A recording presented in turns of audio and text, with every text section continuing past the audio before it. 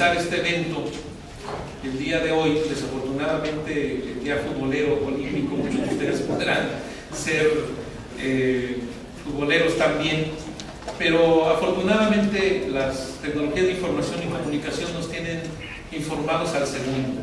Quizás no con imágenes, no, también con imágenes, pero Twitter puede informarnos de una manera instantánea qué es lo que está pasando en el partido. Y creo que el tema que hoy nos acercaba, nosotros planeamos esta reunión hace quizá un mes o más, para decir no solamente gracias a todos los miembros del sector de ciencia y tecnología o aquellos que de alguna manera tuvieron que ver con el trabajo de la comisión y de su servidor como presidente de la comisión y que permitieron realizar una labor muy vinculada con estos sectores que están interesados en el tema, y con ello pudiéramos hacer, les digo, el marco de esta reunión. Yo quiero agradecer la presencia de muchos amigos, la verdad, como que empezar a nombrarlos a todos, puedo cometer una descortesía a no nombrar a algunos de los tan importantes personajes que están aquí, por supuesto encabezados por Enrique Villa, nuestro director general del CONACYT, que el día de hoy Enrique y yo tenemos una amistad más allá de la dirección general de CONACYT, cuando él era director del Politécnico. También Esther Orozco, quien nos acompañó en la RENACECIT, fue la primera vez que el Instituto del Distrito Federal de Ciencia y Tecnología del Distrito Federal participaba, muy activa. Julio Mendoza, que la siguió después, y hoy como rectora de la Ciudad de México, de la Universidad Autónoma de la Ciudad de México, pues nos dio también ese paso, ¿no? Del Foro Consultivo Científico y Tecnológico, bueno, Gabriela Lutenín, que soy su nueva coordinadora, ¿cómo es coordinadora. Por supuesto, José Luis Fernández Sayas, quien en el primer espacio y momento de la Comisión de Ciencia y Tecnología participó de una manera muy activa con nosotros en el tema que tenía que ver con la incorporación del concepto de innovación a la ley. José Luis es un extraordinario promotor de la idea de la innovación. Yo le reconozco ese entusiasmo y evidentemente agradecerle completamente. Por supuesto a Juan Pedro Laclet, quien le siguió en el tema de no solamente el concepto de innovación, sino que también trabajamos con él la incorporación en la ley de las cámaras empresariales a la estructura del Foro Consultivo Científico y Tecnológico, y junto con él trabajamos también iniciativas que tienen que ver con la construcción de una visión a largo plazo del programa especial de ciencia y tecnología, que se aprueba cada 6 años, pero que debe tener un horizonte de 20, porque el tema de la ciencia y del desarrollo tecnológico no puede verse en una perspectiva sexenal, ni mucho menos de corto plazo, tiene que verse en una perspectiva de largo plazo. Por eso también me complace mucho que el doctor Diego Valadez esté con nosotros.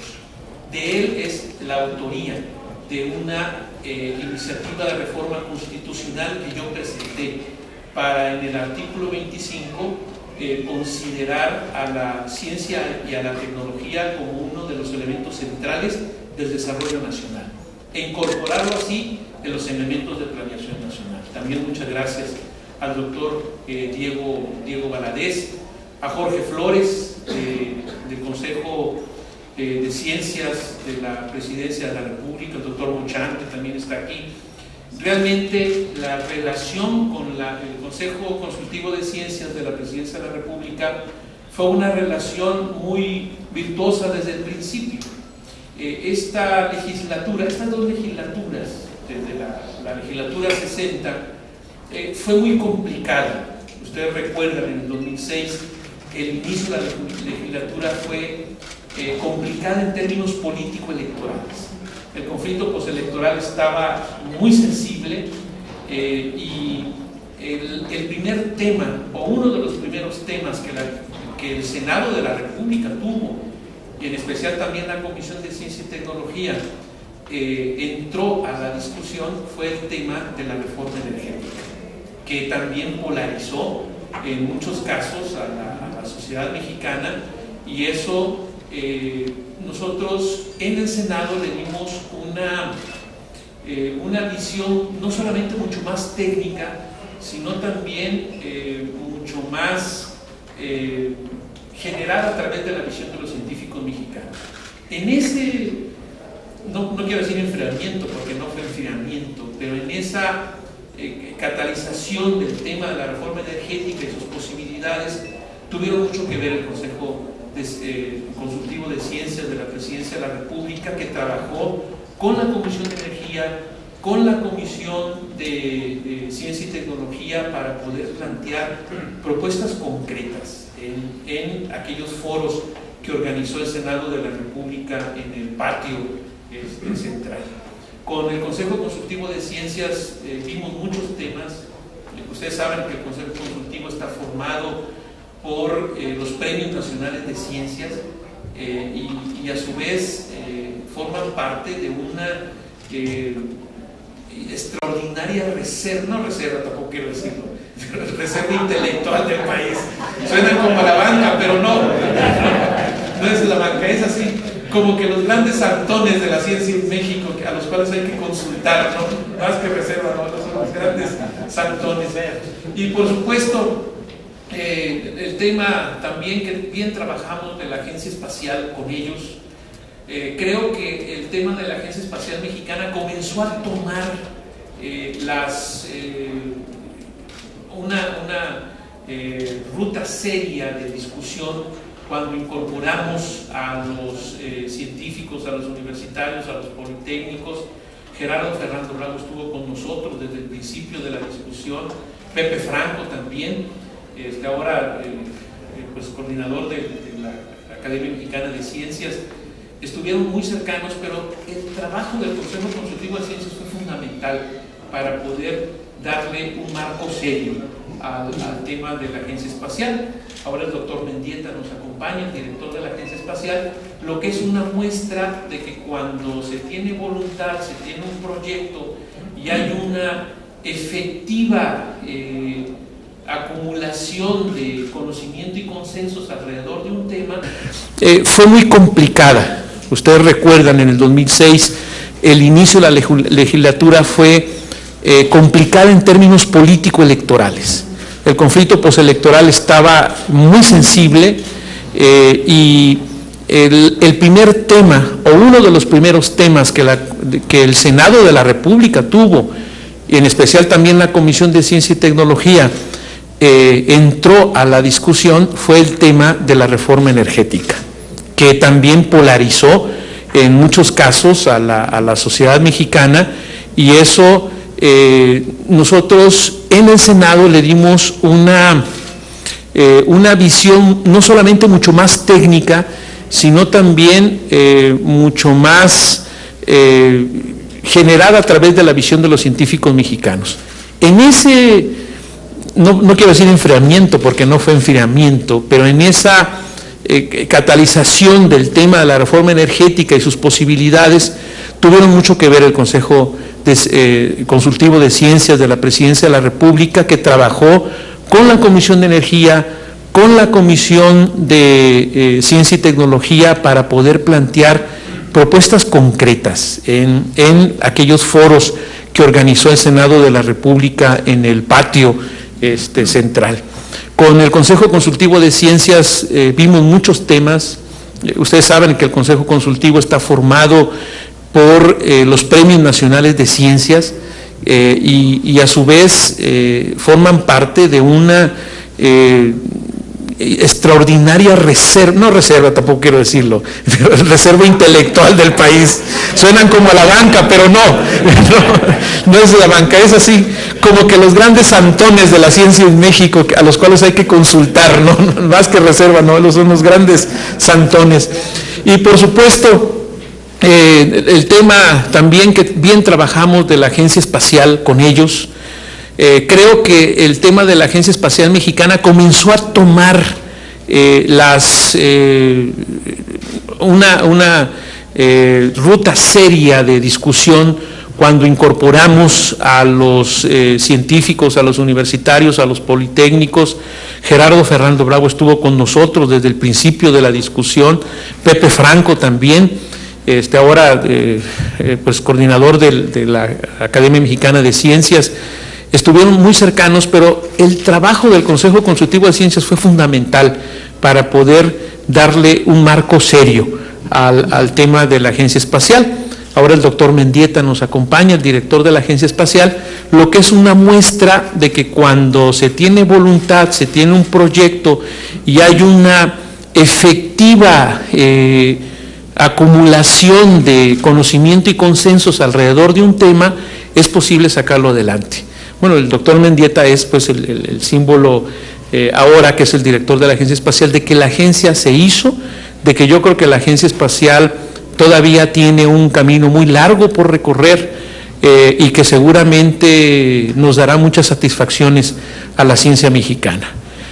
A los compañeros también que yo veo, les digo, yo espero no cometer alguna omisión que no quisiera hacerla, de las tecnologías de información de Canieti que están aquí, a Carlos Allende, Javier Alard, de Amipsi, Alfredo, ¿quién más está por acá? Bueno, Ernesto Piedras, quien es un extraordinario consultor de las tecnologías de información y comunicación en nuestro país, y que lo tenemos evidentemente siempre a la vanguardia del conocimiento de los temas, y bueno, pues muchísimos compañeros y compañeras más que les digo, yo espero que no se me escapen.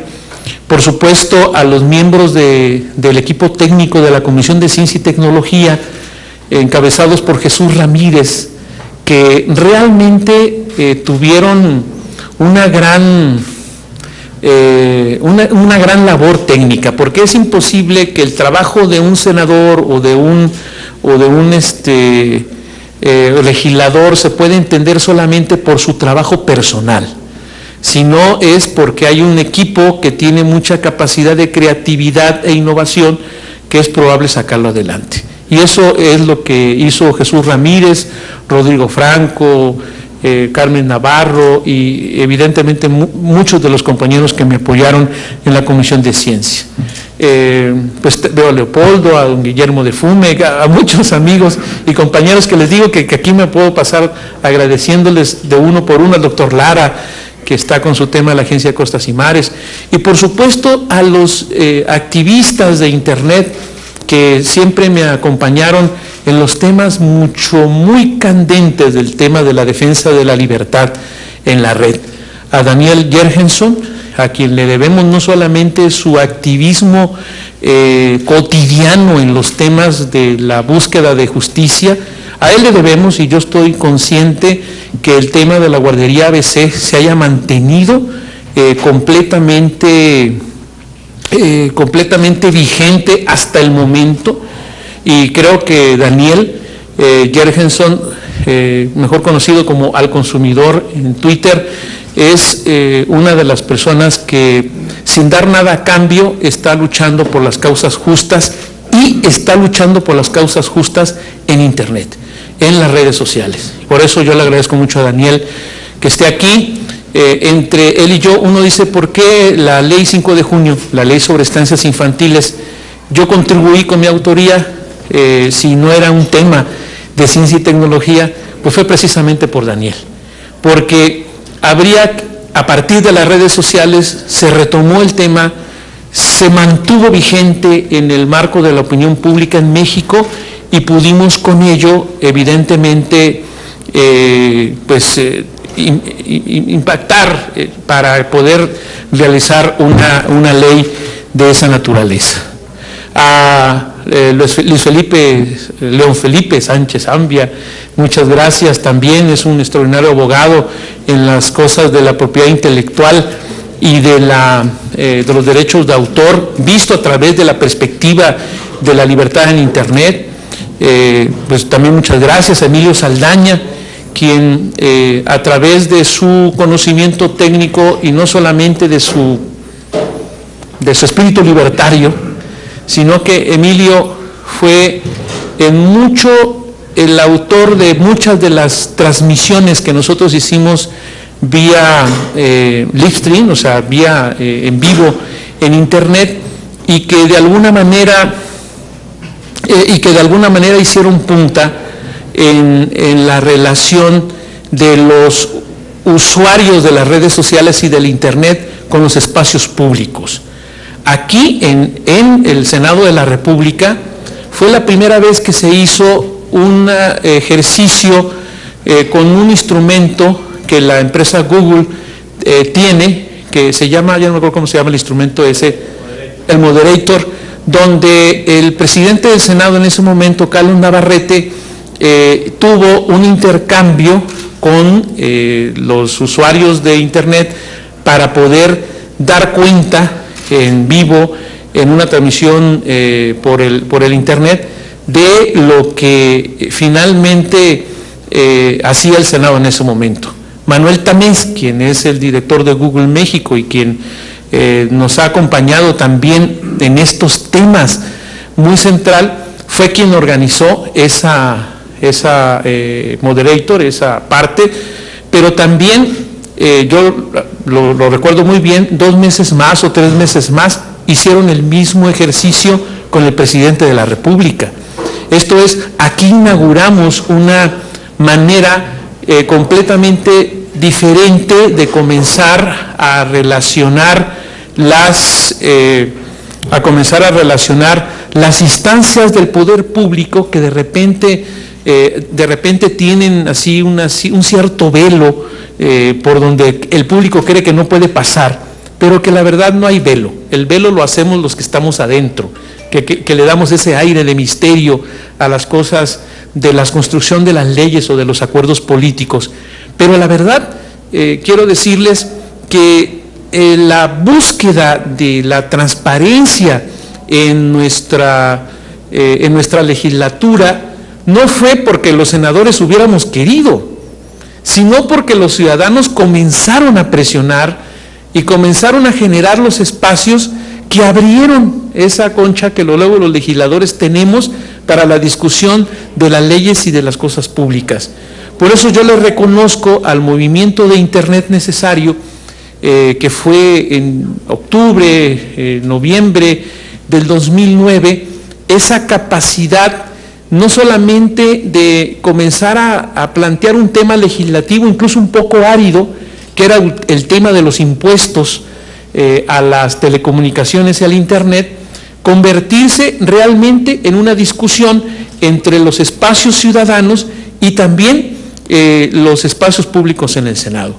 Ese movimiento de Internet Necesario que comenzó con protestas en el Twitter, luego se convirtió en un movimiento que finalmente llevó a los tuiteros o a quienes encabezaban ese movimiento a discutir con el presidente del Senado, en ese entonces Carlos Navarrete, y con su servidor y con otros senadores, la posibilidad de evitar que se diera un impuesto que hasta este momento nos sigue pareciendo injusto, que es el impuesto al Internet y el impuesto a las telecomunicaciones. Se logró, obviamente, mantener marginado el impuesto a Internet. No evitamos que se pusieran el impuesto a las telecomunicaciones, que en vez de 4 fue de 3%, pero sí acotar en mucho lo que se estaba haciendo en Internet. Por supuesto, aquí los compañeros que ahora son muy activos en redes sociales, fue su gran aparición pública en los espacios de legislación y de gobierno. Porque ya se había dado en el 2009, quizá durante la elección, mayo, junio, se había dado una campaña de voto en blanco para las elecciones intermedias en el 2009, las elecciones federales, que no tuvo, al menos hasta donde se vio, un gran impacto social. Sin embargo, el tema de Internet necesario sí tuvo un impacto social, no solamente por la cobertura de los usuarios de redes sociales que comenzaron a actuar y a protestar, sino también con el impacto que tuvieron a la hora de la negociación con las fracciones parlamentarias y, por supuesto, con el resultado de reducir al menos el incremento del impuesto que se estaba planteando. Entonces, ese es un tema que inauguró una nueva forma de comunicación entre los usuarios de redes sociales, entre los usuarios del Internet, con los poderes públicos, sobre todo con los espacios legislativos.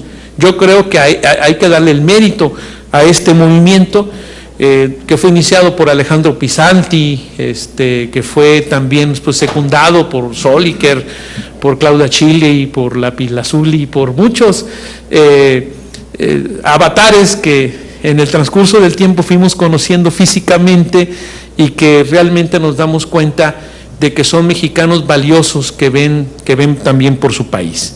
Entonces, y fíjense, yo estaba siguiendo una secuencia de fotografías, pero al ir agradeciéndoles a todos, pues ya prácticamente comencé a hablar sobre los temas. Hay un tema central que trabajamos con la industria y que trabajamos con otros espacios legislativos, sobre todo con el diputado Rodrigo Pérez Alonso. Ernesto Piedras tuvo mucho que ver en el tema de la construcción, Google, incluso la oficina de la OCDE en México tuvo mucho que ver con un tema que fue impulsado por esta comisión y por la Comisión de Acceso Digital en la Cámara de Diputados, que fue la construcción de una agenda digital. El tema de la agenda digital no es un tema menor, o sea, no era solamente una moda sexenal o porque aparecieron ya los primeros balbuceos de movimientos sociales en la red.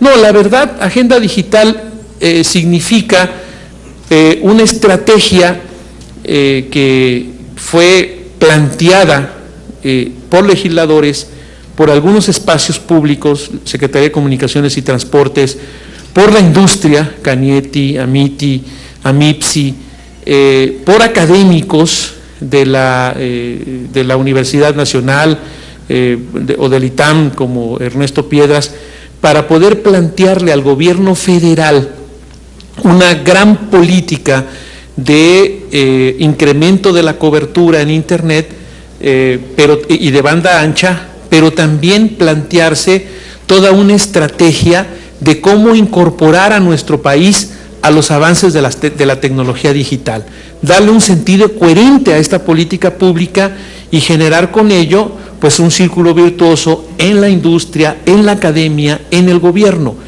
Este trabajo fue un trabajo que nos llevó más de un año realizar, y cuando fue presentado en un marco extraordinario donde estuvo el secretario de Comunicaciones y Transportes, el rector de la UNAM, y diversos actores de la vida pública de los temas de ciencia y tecnología, pues evidentemente fue aceptado.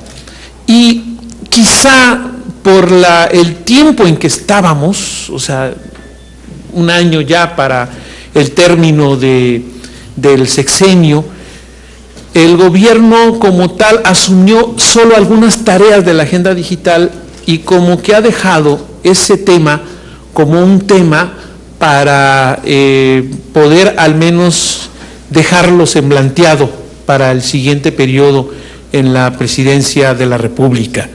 Yo espero, porque así es, que esta agenda digital obviamente no solamente se trate de esta agenda de políticas públicas, sino también se trata de una agenda de compromiso de los sectores involucrados en las grandes acciones de la política digital en México, para poder hacer de nuestro país un país que incorpore realmente los avances tecnológicos digitales. Porque lo que hemos estado viendo es que Internet, banda ancha, el uso de parte de la población de estos instrumentos se realiza, pero solamente de acuerdo a cómo el mercado va empujando. Entonces el mercado empuja y hay muchos sectores que todavía no se incorporan. sectores sobre todo que están alejados geográficamente y por supuesto alejados socioeconómicamente de quienes podemos contratar el Internet y de quienes podemos también generar las condiciones para adelante. Por eso la tarea va a ser no solamente del gobierno, sino también de las instancias del Estado mexicano y por supuesto de la sociedad los que empujarán este tema de la agenda digital. También, pues, obviamente será de los comisionados. Agradezco que Alexis Milo está aquí con nosotros. Alexis, muchas gracias, consejero de la COFETEL, y que de alguna manera también será uno de los temas que seguramente emprenderán en esas condiciones. Yo sí quisiera, evidentemente, recalcar también el trabajo que conjuntamente hicimos con los directores de CONACYT, junto con Juan Carlos Romero y evidentemente con nuestro amigo Enrique Villa, en diferentes temas y perspectivas. Yo creo que hay que destacar el trabajo en CONACYT en tres grandes cosas, con CONACYT de la Comisión de Ciencia y Tecnología. La primera de ellas, la incorporación del capítulo de innovación a la Ley de Ciencia y Tecnología. Yo creo que ese es un gran avance, no solamente porque fue logrado con el consenso de todos los actores del tema de ciencia y tecnología, sino también porque dio la posibilidad al menos de plantear programas directos de apoyo a la innovación. Pero sin embargo, a veces uno cree que las cosas buenas son buenas completamente, pero en este caso fueron buenas por el lado de que se pudo plantear los proyectos y apoyar de manera directa los proyectos de innovación. En las últimas estadísticas que nosotros comentábamos sobre el tema de innovación es que la Cámara de Diputados pudo aprobar 2,000 millones de pesos, por ejemplo, o 1,700 millones de pesos para innovación, y hubo demanda de apoyo de proyectos por más de 9,000 millones. ¿Eso qué significa? Que sí hay en México empresas que están realizando acciones de innovación de sus procesos y de sus productos en el país. Lo que no hay, quizá, son los recursos para poder dar seguimiento y sentido a la política de innovación. ¿Y por qué digo que a veces este acierto en política pública no fue del todo bueno como nosotros quisiéramos? Porque a la hora de la negociación con la Secretaría de Hacienda, dijo, bueno, ya van a tener sus recursos directos, pero el tema de los estímulos fiscales para la innovación, entonces los quitamos, porque es un tema pues que nosotros no podemos estar abriendo estímulos a cualquier cosa. Eso obviamente dejó el sector de ciencia y tecnología y sobre todo el tema de la innovación dejó de percibir 5,000 millones de pesos que ya percibían en impuestos, evidentemente en estímulos indirectos a la innovación. Y ese es un tema que también va a quedar planteado como un tema central para los legisladores que vienen. Debemos recuperar el sentido mixto de impulso a la innovación. No solamente los apoyos directos de los apoyos que CONACYT y mediante las instancias de los programas pueden otorgar, sino también a partir de los apoyos indirectos de aquellas empresas que invierten en procesos de innovación y que a través de la acreditación en su ISR pues pueden evidentemente recibir el estímulo. Creo que es necesario darle una importancia mucho mayor al tema de la innovación en el país. Eso lo trabajamos muy bien con CONACYT y con el foro consultivo también, y creo que fue uno de los avances que se logró en la ciencia y tecnología en este país. Otro de los temas que trabajamos fueron los temas, por supuesto, de las reformas que realizamos durante el periodo, que fueron reformas a la ley que tienen que ver sobre todo con los temas de planeación a largo plazo, programa a largo plazo, y que de alguna manera también se tienen que ver con el tema presupuestario de todos los años, donde con Enrique Villa estuvimos también trabajando muy cerca en los últimos años. Y yo también quiero decirles que el tema del presupuesto de ciencia y tecnología es un tema que también debe de ser fundamental para los nuevos legisladores.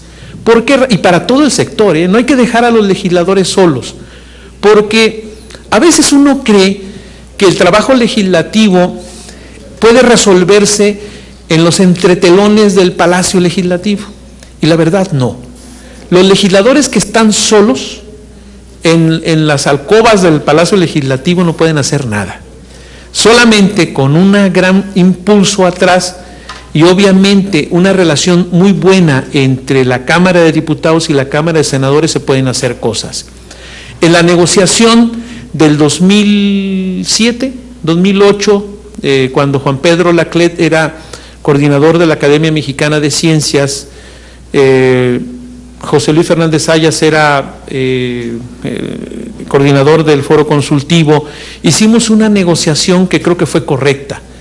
Y si ustedes ven el presupuesto de Ciencia y Tecnología, van a ver que ese año hubo un incremento que fue cuando se dio los fondos de innovación y otras cosas más, porque la negociación fue exitosa. ¿Por qué fue exitosa?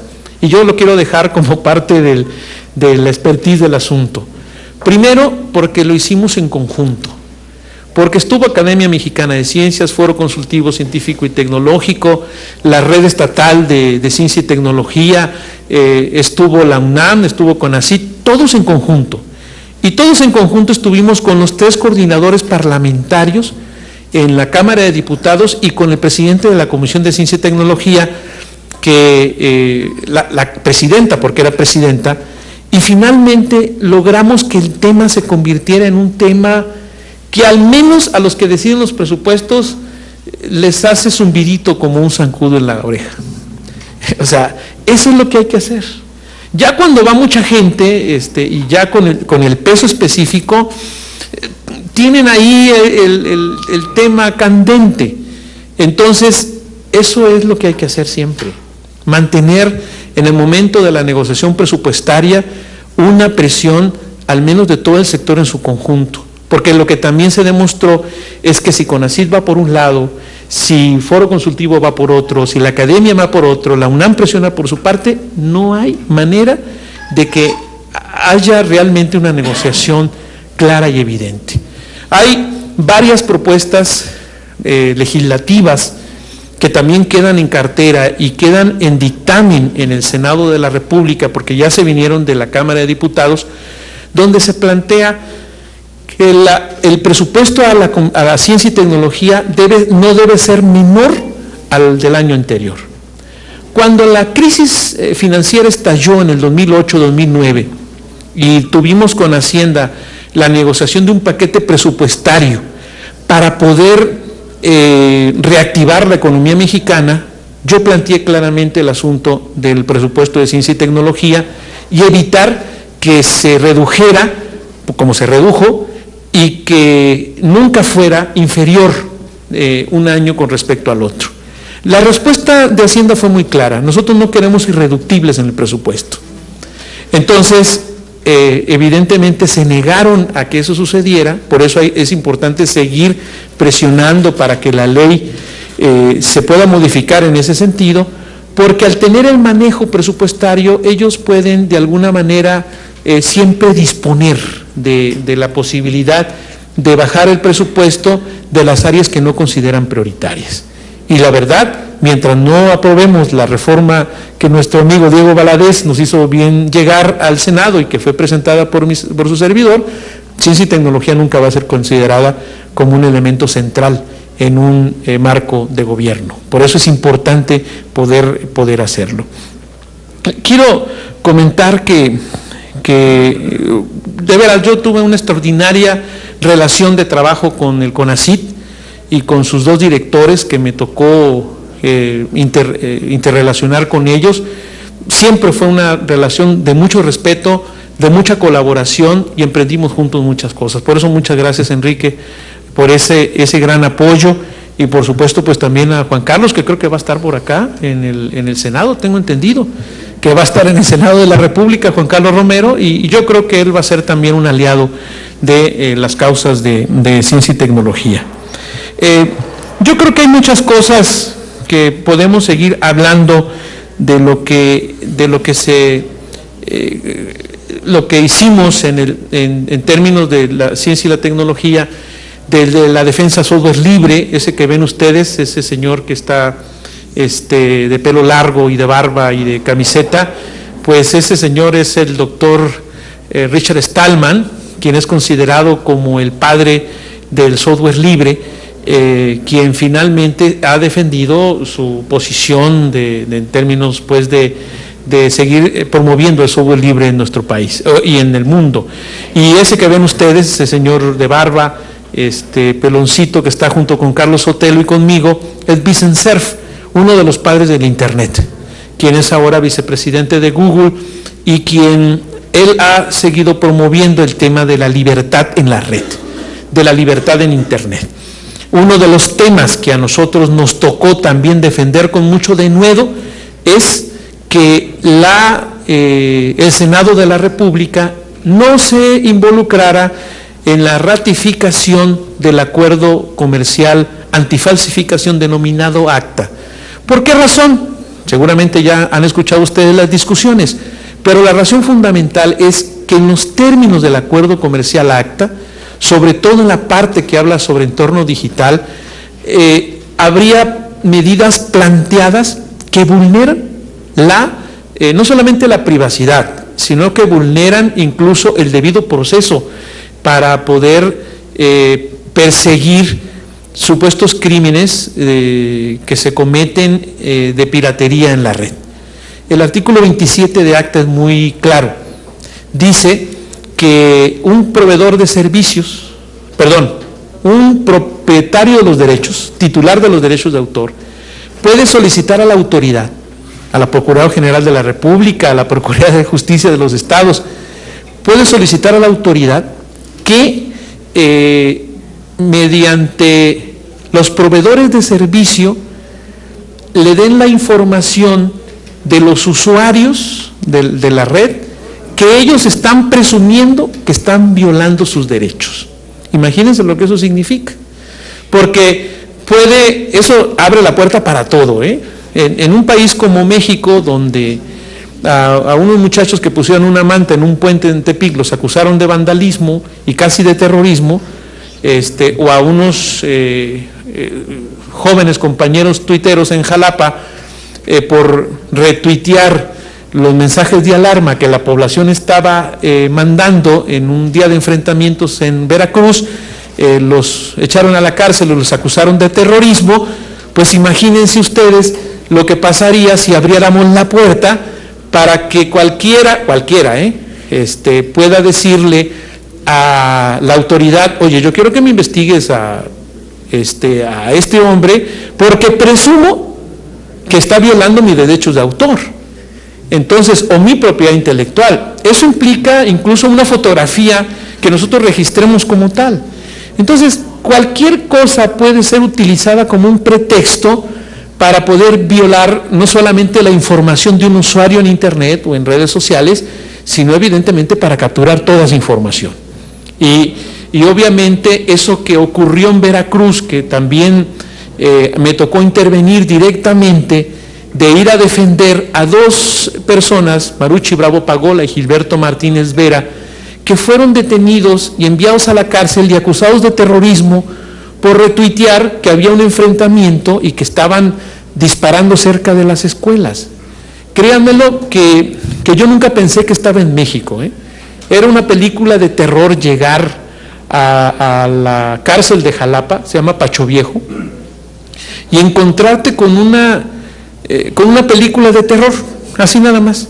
Entrar a la penal, a la penitenciaría, y que te estén diciendo que ahí mandan los delincuentes y no mandan los directivos, y que no sabían si iban a salir, y que si salían pues tenían que pedir perdón. O sea, una película de terror que finalmente fue superada gracias también a la solidaridad de los usuarios de redes sociales y de muchos otros sectores que vieron en la acción del gobierno de Veracruz, vieron obviamente una injusticia del tamaño del universo, ni siquiera del mundo, del universo.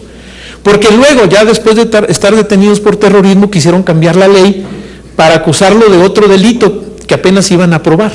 O sea, fue una cosa así terrible, que luego, les digo, gracias a la presión que se hizo y evidentemente al escándalo nacional e internacional que sucedió, fueron liberados, pero eso nos dio paso a que un tema central que también se verá en la agenda digital será también el tema de la libertad en Internet. Es evidente que no es un asunto solo de libertad en Internet, es las libertades, porque el Internet es solamente un vehículo, es solamente un instrumento, es un medio.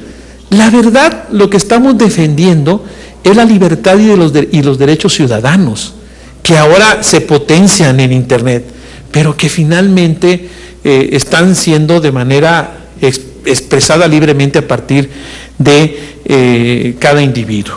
Entonces, pues esos temas son temas que salieron, que estuvieron generándose y por supuesto, pues creo que nos dio paso para poder comenzar a generar también una opinión pública pues a favor de esas libertades y estar en contra del acta, y de repente, porque yo no sé cómo pasó, pero comenzaron a generarse acciones con otro tipo de movimientos que identificaron que con la red esta lucha por la justicia y por las libertades se potenciaban más esos movimientos.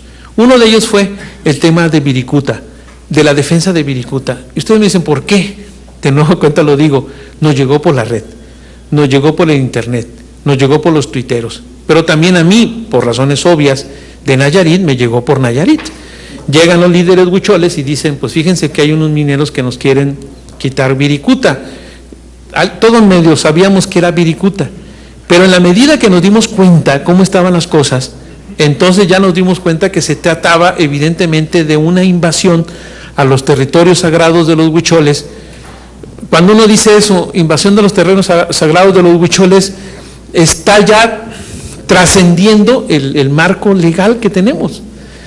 Y llega el momento en que te das cuenta que hay un acuerdo entre la comunidad huichol y la presidencia de la República, que no fue respetado, es un tratado, y que posteriormente la lucha por el espacio sagrado pues no se convirtió en otra cosa más que la lucha por la identidad del pueblo de Huichol, Wixárika, y con ello también pues generó toda una ola de solidaridad que al menos generó que uno de los tribunales del país diera marcha atrás a una de las concesiones que se habían dado en San Luis Potosí y que seguramente si siguen el mismo criterio se darán para atrás prácticamente a todas.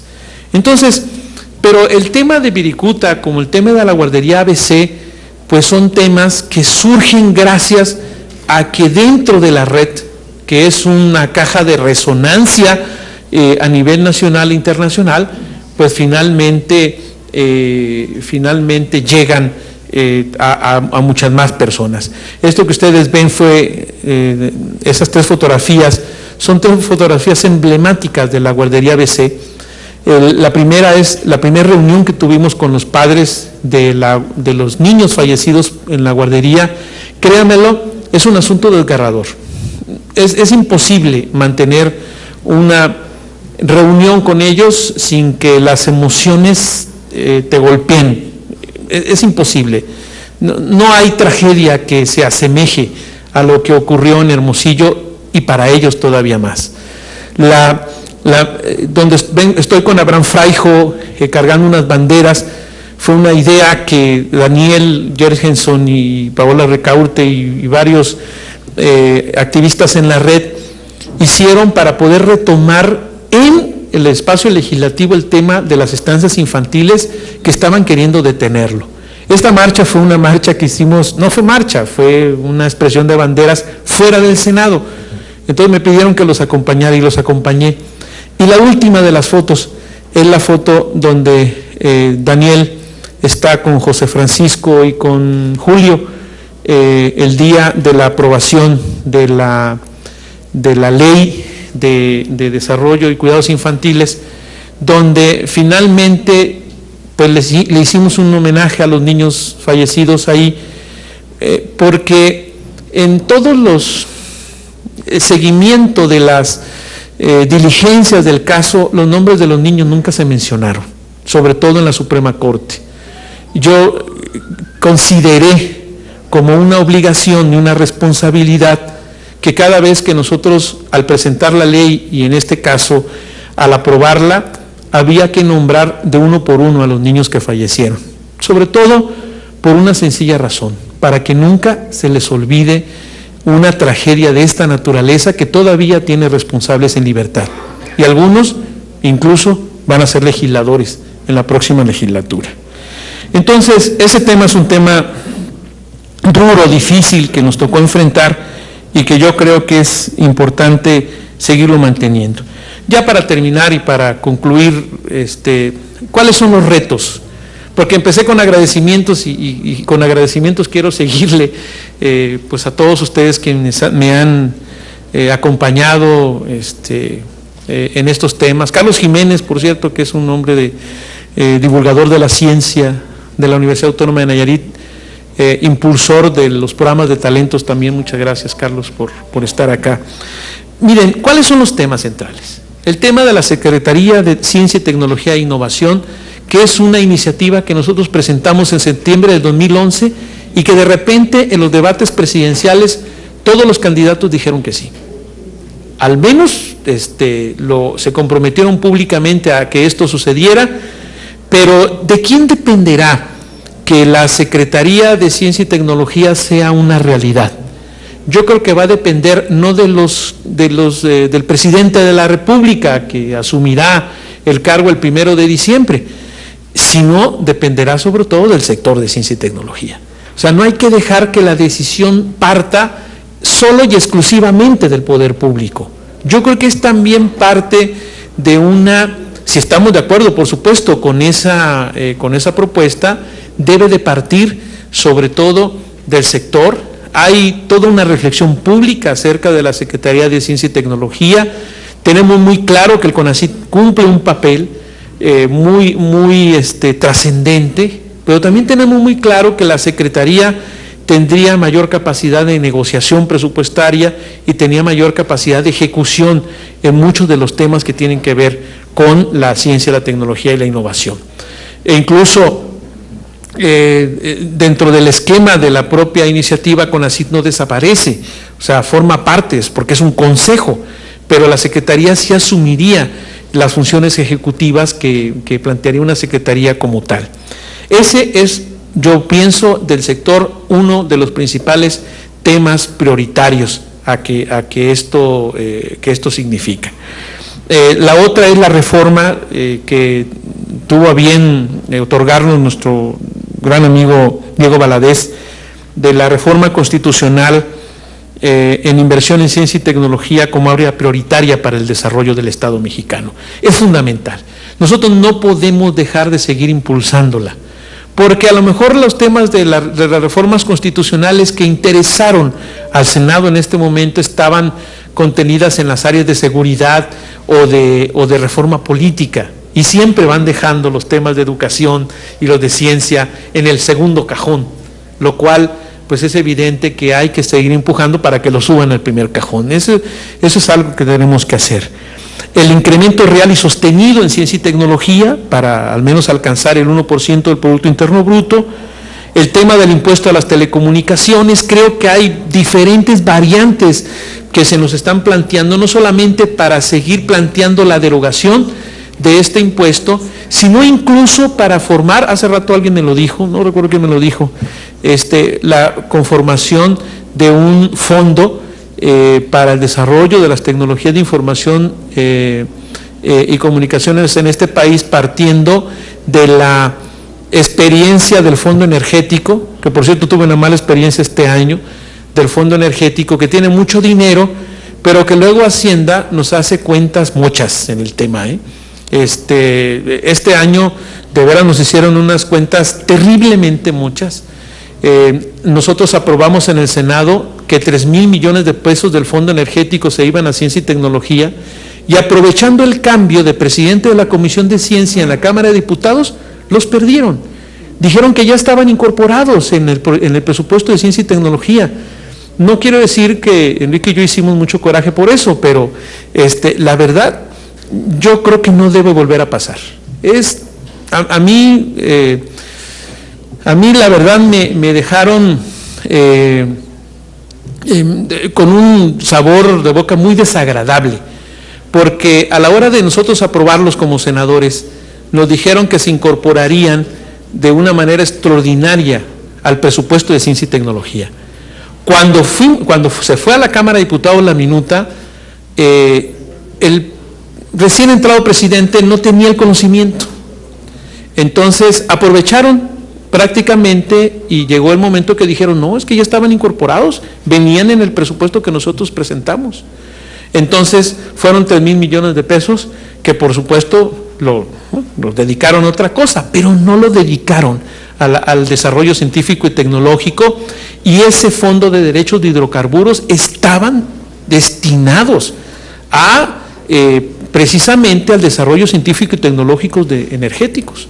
Entonces, ese es un reclamo que yo hice en su momento a la Secretaría de Hacienda y que se lo seguiré haciendo. Nos hicieron perderizos 3,000 millones de pesos del Senado a la Cámara de Diputados y dijeron ya estaban incorporados. Y eso es un asunto que hay que tenerlos ahí. Hay temas, por supuesto, como el de la ley que tienen que ver con el tema de agenda digital, que es el tema de la ley para el desarrollo de la sociedad de información, que plantea la agenda digital como una política pública obligatoria, pero también plantea cómo y quién debe de llevarlo a cabo en el Ejecutivo Federal y de qué manera podemos incorporar los sectores sociales, académicos a esa política. Tercero, el tema de la Ley Federal para la Protección de los Derechos de los Usuarios de Internet, que ya está presentada y que finalmente lo que hace es garantizar la libertad en la red. Es un tema que va a seguirse discutiendo en los próximos días, créanmelo, que así lo van a seguir haciendo, y que la tentación de controlar Internet no parte local, es un tema mundial, es un tema que está ocurriendo en escala mundial y que los poderes, sobre todo los políticos y económicos, pues ven como una amenaza la libertad en la red. Alejandro Pisanti, quien es yo le digo el santón del Internet en México, siempre se enoja porque lo digo, tiene muy claro el tema y él defiende en los foros internacionales de Internet el asunto de cómo garantizar la libertad, pero sobre todo es el tema de la discusión, y es una discusión que seguirá desarrollándose en los próximos años. El tema de los derechos de autor en el entorno digital va a ser algo que se va a discutir a la luz de ACTA o sin la luz de ACTA. Es decir, con ACTA o sin ACTA, el tema de los derechos de autor en el entorno digital va a aparecer. Y es importante, pues obviamente, tener con mucha creatividad y mucha disposición, pues todo el tema muy claro para poder plantear un marco legal muy, muy evidente. El tema, por ejemplo, de neutralidad en la red, que es un tema que también está planteado en una iniciativa de ley, por ahí va a estar. ¿Cuáles son los siguientes retos? El fortalecimiento de fondos mixtos y sectoriales. Siguen teniendo, creo que muchas posibilidades de desarrollo, el fortalecimiento de dichos fondos para poder desarrollar sobre todo la ciencia y la tecnología en los estados de la República. Hay incluso una propuesta de la red estatal la red de los centros estatales de la red NACECIT. Hay una propuesta de federalización del gasto, es decir, plantear también un esquema presupuestario para fortalecer el desarrollo de los sistemas científicos y tecnológicos estatales, que también yo presenté en el 2007-2008, y creo que es importante también ver lo de los estímulos fiscales. No hay que dejarlos pasar, Yo sé que Hacienda, aun cuando cambie de partido en el gobierno, van a ser los mismos. Entonces, obviamente, o si no son los mismos, son las mismas, o sea, la misma práctica. Entonces hay que luchar contra ellos siempre en ese marco. Y el tema de los estímulos es un tema que tiene que ver con el asunto de la promoción y el desarrollo de la innovación. y realmente resultó exitoso para muchas empresas el tema de los estímulos fiscales. Y el otro tema es todavía un tema que seguimos discutiendo y que le vamos a dejar la discusión a los siguientes senadores, es el tema del funcionamiento del Consejo General de Investigación Científica, Desarrollo Tecnológico e Innovación. Nosotros planteamos el gran problema de las suplencias cuando el presidente de la República no puede asistir, porque es el presidente quien lo preside. Está bien, o sea, la naturaleza de la ley está muy bien planteada si el presidente tuviera pues el tiempo para asistir a las reuniones que debe de asistir, pero luego también tienen que estar los secretarios de Estado y también tienen una agenda complicada, y eso hizo que durante los últimos 2 sexenios no se hayan reunido ni en 5 ocasiones. Y ese es un problema para la gobernanza del sistema de ciencia y tecnología, y evidentemente para retomar como el eje central de una política de desarrollo. Y bueno, ese es otro tema que van a estar planteados, el tema del Sistema Nacional de Investigadores y Centros Públicos de Investigación. Hay varios temas que quedaron pendientes en los transitorios después de las reformas del 2009 que todavía seguramente se seguirán trabajando. La federalización del presupuesto de ciencia y tecnología, las multas al IFE, que deben de quedar muy claro que son para ciencia y tecnología, porque de repente hubo un año en que dijeron que era para poder resolver pasivos del IFE, y eso pues no era un asunto que obviamente escapara de la naturaleza de esas multas. O sea, desde la primera vez que las multas se dedicaron a otro espacio, pues fueron fundamentalmente para el desarrollo de la ciencia y tecnología. Y por último, el último de los temas que dejaremos al pendiente y que presentaré el próximo miércoles a partir de los resultados de varios foros que hicimos, pero solo, y eso se los digo claramente, para dejarlo como un tema de discusión a los próximos legisladores, que es el tema de la Agencia de Costas y Mares. ¿Por qué lo voy a presentar en la comisión permanente? Precisamente para que quienes sean legisladores tengan la obligatoriedad de discutirla. Porque de otra manera, si de repente no se ve interés de parte de algún legislador, pues entonces el tema, que es un tema interesante, fundamental, que ha sido liderado por el doctor Lara y por el CICESE, y que creo que es fundamental el entender el tema de los mares y las costas en México, así como del asunto espacial. Creo que es fundamental también promover en el mismo sentido de la Agencia Espacial, con ese grado de autonomía, sectorizado, con presupuesto, comenzar a plantearnos el tema de las costas y los mares como un tema fundamental. Yo presentaré la iniciativa el próximo miércoles y quedará obviamente en manos de la siguiente Comisión de Ciencia y Tecnología para poder desarrollar la discusión sobre este tema. Bueno, no sé cómo va el partido de fútbol, espero que vaya ganando México, van 1-1, para los que son muy futboleros, yo creo que se va poniendo muy emocionante, por lo que de verdad pues solamente quisiera agradecerles. Yo les pediría, sobre todo si tienen algunos de ustedes alguna opinión sobre los temas que quedaron pendientes y sobre todo algún tema que se me haya escapado, porque el tema del legislativo, los temas legislativos no son solo exclusividad de los legisladores, o sea, son también parte de quien participa en el sector, o sea, de quien está al pendiente, de quien está, así debe de ser, porque finalmente cualquier acción que como senador su servidor haya hecho o como Comisión de Ciencia y Tecnología no tendría validez social o política alguna